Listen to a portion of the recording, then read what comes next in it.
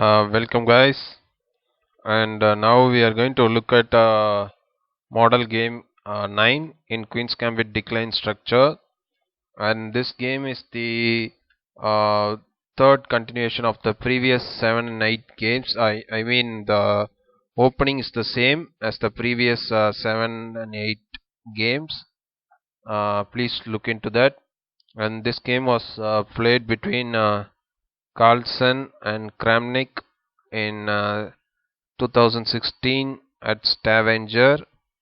The opening is d4, d5, c4, e6, knight c3, knight f6, cd5, ed5, bishop g5, c6, e3, and bishop f5, queen f3, uh, bishop g6, bishop takes f6, queen takes f6, and queen takes f6 and g takes f6, and then knight f3, knight d7, knight h4, and bishop e7.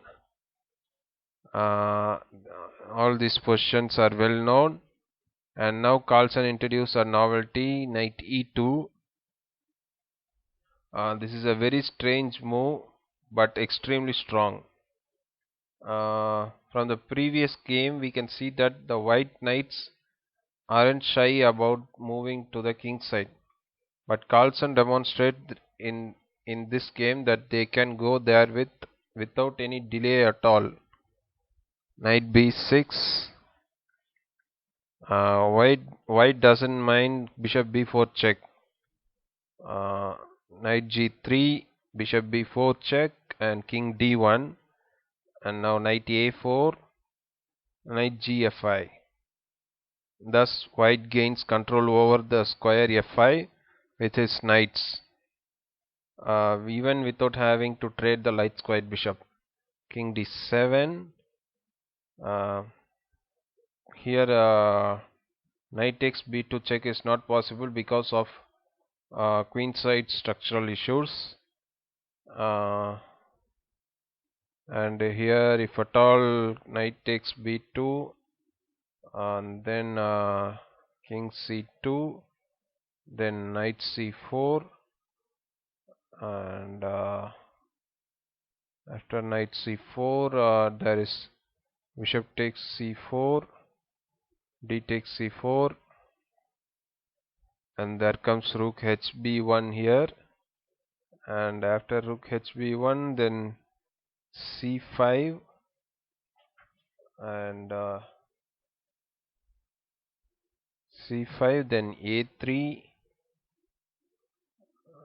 okay, a3, and bishop a5, and then there comes rook takes b7,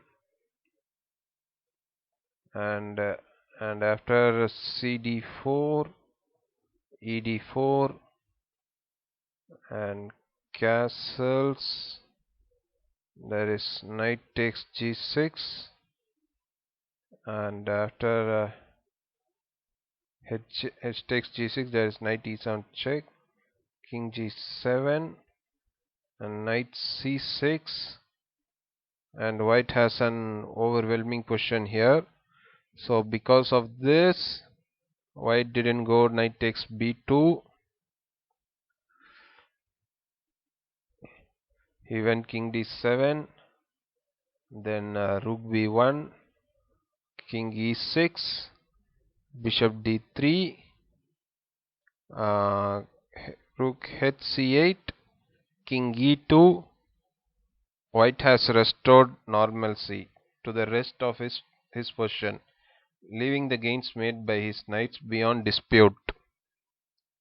And after bishop f8, g4, this typical move reinforces the f5 knight definitely against any challenge. c5, Kramnik actually here prefers to play actively, but this proved impossible to do without creating more weaknesses. Knight g2, cd4, ed4, bishop d6, h4, h5, and knight g7 check, king e7, gh5, bishop takes d3, king takes d3. White has succeeded again in trading the light squared bishop and still dominates the f5, which is the most important theme in this position. Strategically, he is already winning. This naturally manifests itself through his hedge pawns, which are doubled and passed. King d7, knight e3, knight b6, and knight g4, rook h8, rook he1, uh,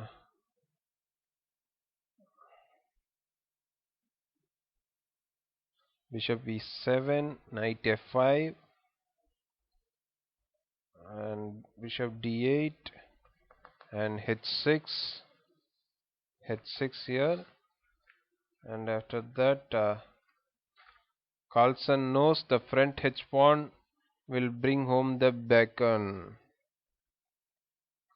and after rook c8, b3, rook c6, uh, knight g3, bishop c7, rook bc1, rook takes c1, rook takes c1, bishop f4, rook c5, king e6, knight g7 check, king d6, knight g4, knight d7, rook c2,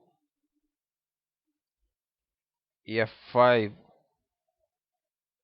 and knight takes f5 check, king e6, knight g7 check, king d6, rook e2, king c6, rook e8, and Carlsen finishes his job efficiently after rook takes e8, knight takes e8, and there is a knight f8, knight e5 check, bishop takes e5, d takes e5, king d7, and knight f6 check, king e6, h5,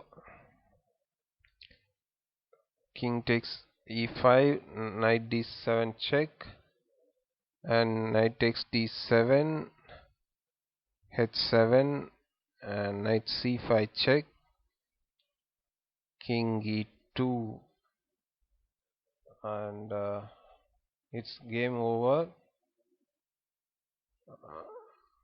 I hope you would have enjoyed the game and the theme of exchanging the knight on f6 with queen f3, and making the giving the ugly pawn structure for the black. uh, I hope you would have learnt to play this structure against black. I'll meet you in the next game. Thank you guys.